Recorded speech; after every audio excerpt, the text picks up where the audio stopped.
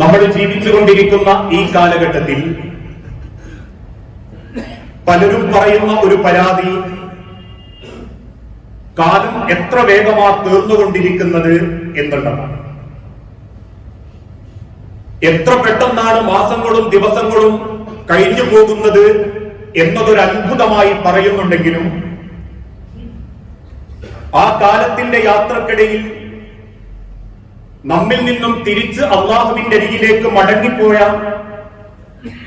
നമ്മുടെ പ്രിയപ്പെട്ട പല ആളുകളെ പറ്റിയും നമ്മൾ അത്ര ബോധവാന്മാരുമല്ല. ചില സാഹിത്യകാരന്മാരൊക്കെ പറയുന്നത് പോലെ കാലയവനികൾക്ക് പിന്നിൽ എത്രയെത്ര മരണങ്ങൾ, എത്രയെത്ര കുടുംബക്കാർ, എത്രയെത്ര പ്രിയപ്പെട്ടവർ മറഞ്ഞാലും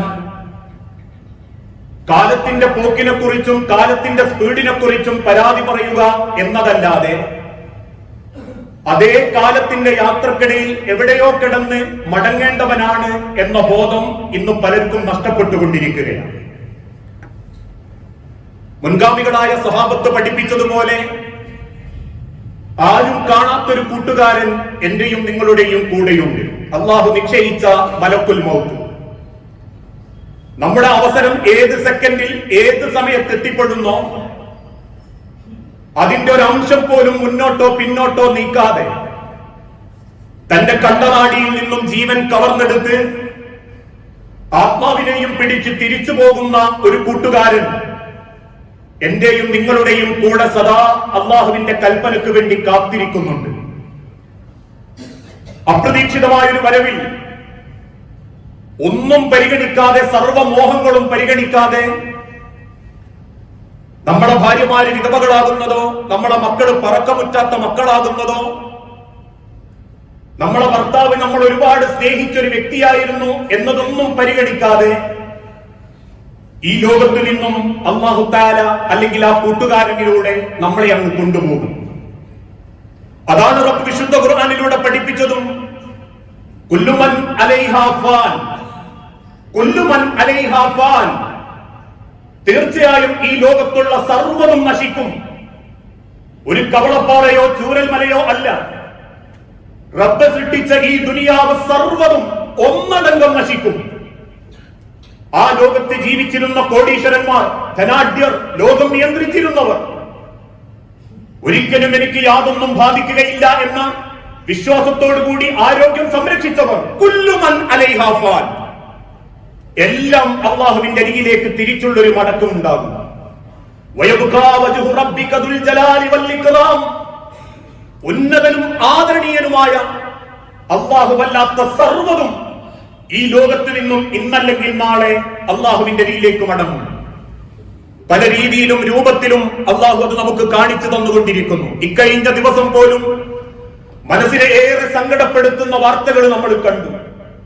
മാസങ്ങൾക്ക് ദിവസങ്ങൾക്ക് മുൻപ് ഏറ്റവും പരിശുദ്ധമാക്കപ്പെട്ട ഒരു ഹജ്ജ് വേളയിൽ ഉപ്പയെ കാണാതാവുകയും 2 തവണ കുവൈത്ത് എന്ന രാജ്യത്ത് നിന്ന് സൗദി അറേബ്യയിലേക്ക് വന്ന് സർവ്വ ഡോർമെട്രികളും സർവ്വ ഗ്രൂപ്പുകളും കയറിയിറങ്ങിയിട്ടും വാപ്പാനെ കാണാതിരിക്കുകയും അവസാനം മാസങ്ങൾക്ക് ശേഷം ഇക്കഴിഞ്ഞ ദിവസത്തിൽ വാപ്പ മരണപ്പെട്ട് മോർച്ചറിയിലുണ്ട് എന്നറിയുമ്പോൾ ആ വാപ്പയുടെ മയ്യത്ത് നിസ്കരിക്കാനും വാപ്പാക്ക് വേണ്ടിയൊരു ഉംറ ചെയ്ത് പ്രാർത്ഥിക്കാനും 2 മക്കൾ പുറപ്പെട്ട കഥ.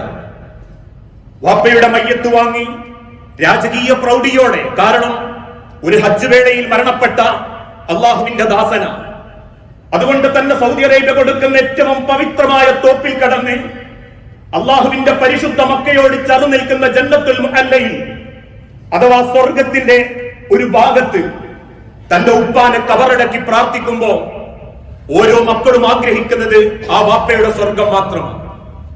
തിരിച്ചൊരുപാട് സ്വപ്നങ്ങളും പ്രതീക്ഷകളുമായി തന്റെ താമസ സ്ഥലത്തേക്ക് പുറപ്പെടുന്ന മകനെ വാപ്പാക്ക് വേണ്ടി നാട്ടിൽ മയ്യത്ത് നിസ്കരിച്ചിട്ടും പ്രാർത്ഥിച്ചിട്ടും കാത്തിരുന്ന് രാത്രി കിടന്നുറങ്ങിയവരെ അമ്പരപ്പിച്ചുകൊണ്ട് പിറ്റേന്ന് നേരം വെളുക്കുമ്പോഴേക്കും അതിലൊരു മകനെയും അല്ലാഹു തആല തിരിച്ചു കൊണ്ടുപോയി അപകടത്തിന്റെ രൂപത്തിൽ.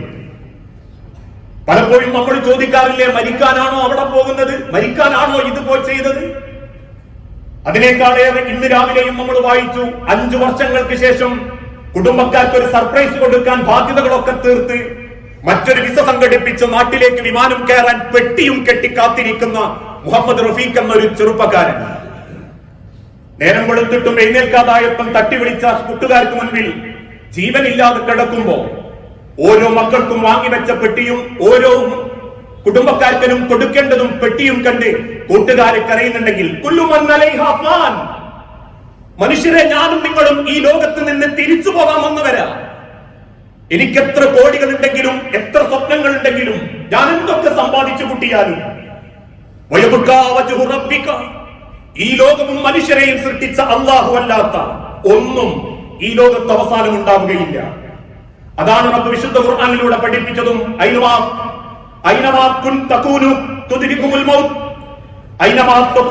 നിങ്ങൾ എവിടെയായിരുന്നാലും നിങ്ങളെ മരണം പിടികൂടും, എവിടെയായിരുന്നാലും.